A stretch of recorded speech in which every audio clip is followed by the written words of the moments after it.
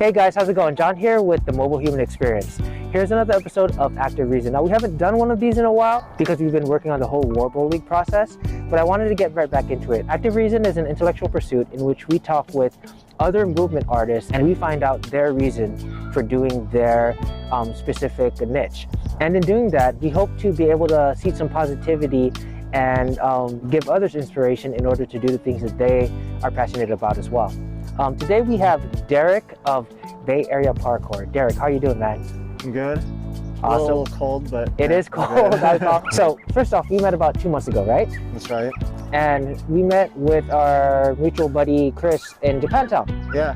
Doing some parkour. Yep. So I asked you to be a part of this because one, we had a good vibe in talking, and you have a very similar background as well as you have very similar pursuits to what I have. Mm-hmm. Can you give us a little bit of info on where you first started with movement? So I've always been pretty athletic ever since I was a kid, thanks to my dad signing me up for all of the team sports at my school ever since like second or first grade. I think the first thing I did was t-ball.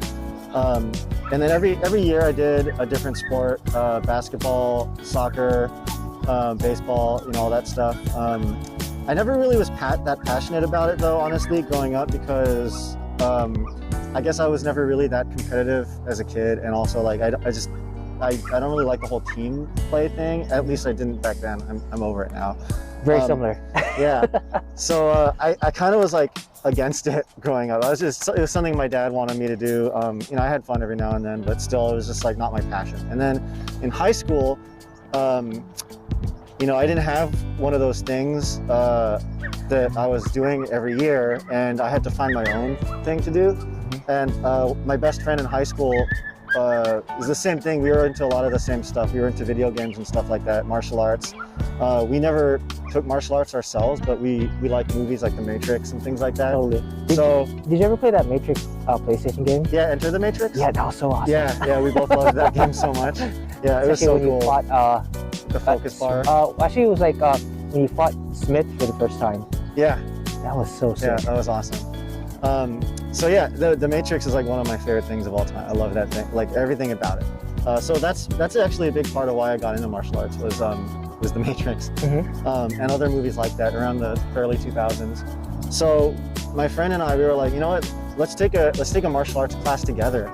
And so we shopped around a bunch, and then one day my girlfriend at the time suggested that we try this Northern Shaolin Kung Fu class that was below her lion dancing club that she was a part of. And we went there together and checked it out, and it was exactly what we were looking for. Not at all like Cobra Kai, which is what I was afraid of finding. Right. I didn't want like the big glossy, like everybody's in uniform and the teachers are super strict and we're all lined up in front of a mirror and there's like 30 of us and we're just doing drills and like kind of impersonal, I guess.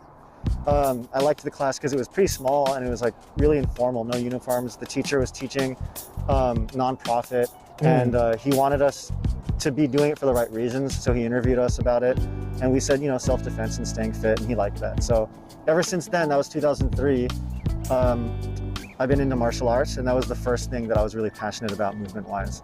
That's so interesting because a lot of people that I seem to connect with more, especially in any community, but also in like parkour or what have you, they seem to have like a martial arts background. I tend to vibe a lot better with them.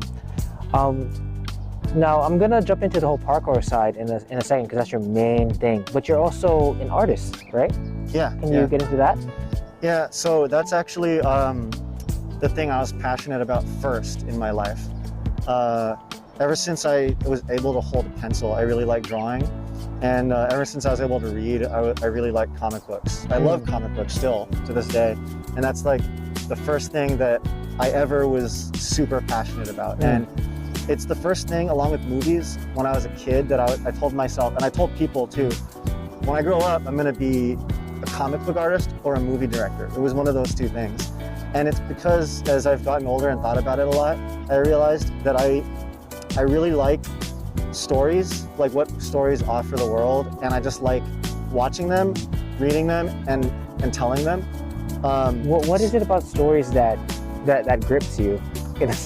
So Sorry, I'm When laughing. I was a kid, you know, I learned a lot of my morals. Well, first of all, from my parents, but also from the stories that I would like consume. You know, like Spider-Man, with great power comes great responsibility, stuff like that. And then even like movies, almost any movie I watched, like Hollywood movies, they would have like varying degrees of messages in them, and I would learn like pretty important lessons from movies. Like for example, like off the top of my head, American History X. You ever seen that? I have, So that's one of the most memorable movies which I saw when I was a little bit older than a kid, and I was like learning from, you know. So things like that, and I wanted to get into that style of storytelling. Like I love reading books as well, but I'm a very visual person. Right. So you know, I like movies and comic books even more than I like reading books, and I think that it's for me easier to tell stories visually too. Yeah. Totally agree with that. Yeah. How does that translate into your your movement practices? That's a good question. I guess like I said earlier, The Matrix is one of my favorite movies. Stuff like that has like a good message in it, but also like awesome visuals thanks to the movement that's in it. Like for example in The Matrix, they're doing kung fu. I was like, you know what? I'm gonna try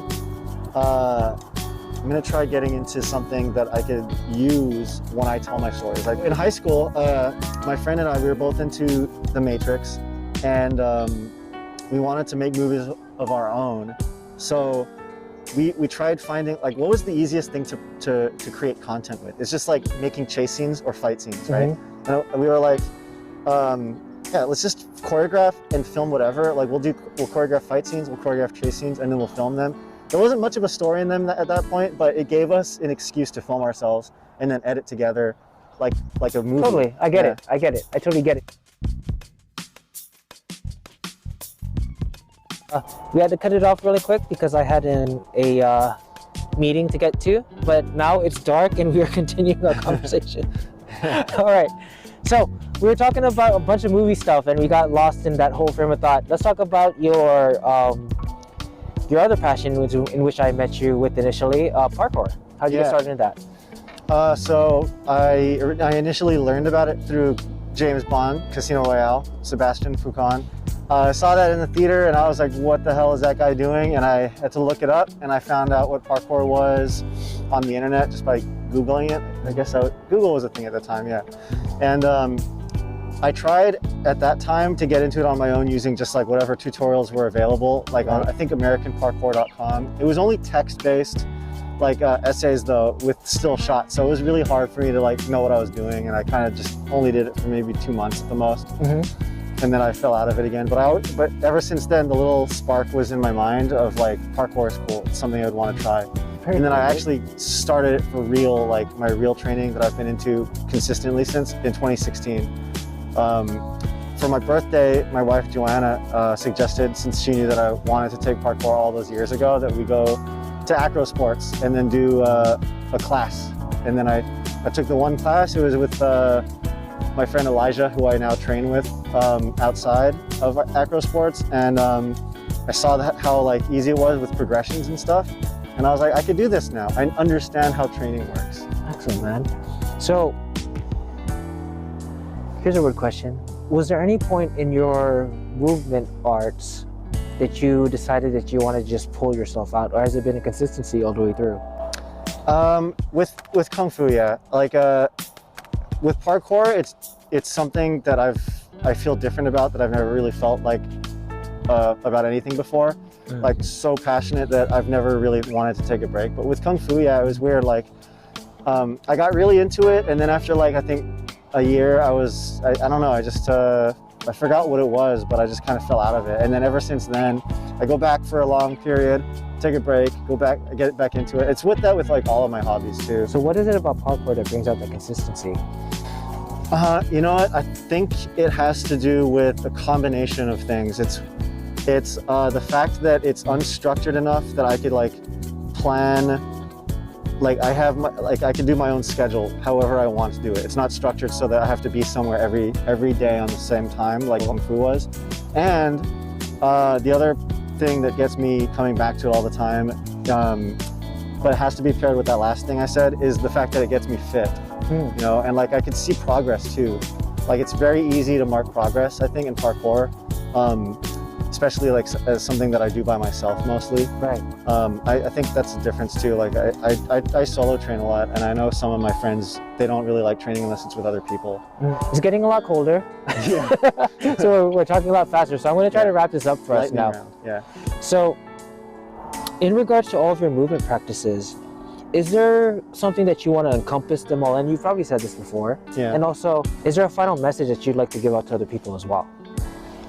Okay, yeah. So one of the things I learned through my parkour training and even with Kung Fu is if you're interested in trying something new, but you have sort of like these insecurities about, like, you have like preconceived notions of what to expect, and those are sort of like making you go like, I don't know if I want to try that today at least, or like at this particular place. I would say just go for it, because there's a lot of instances in my two disciplines that I wish I had actually like done differently, specifically started earlier.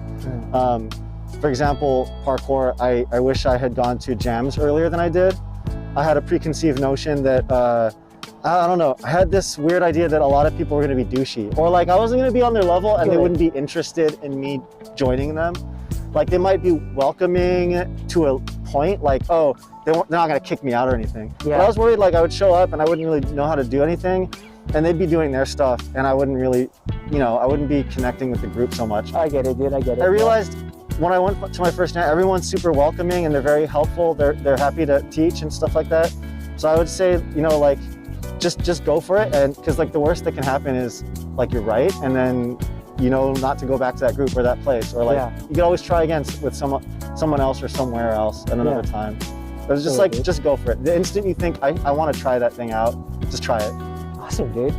All right, guys, thank you so much for coming today for the Mobile Human Experience Active Reason.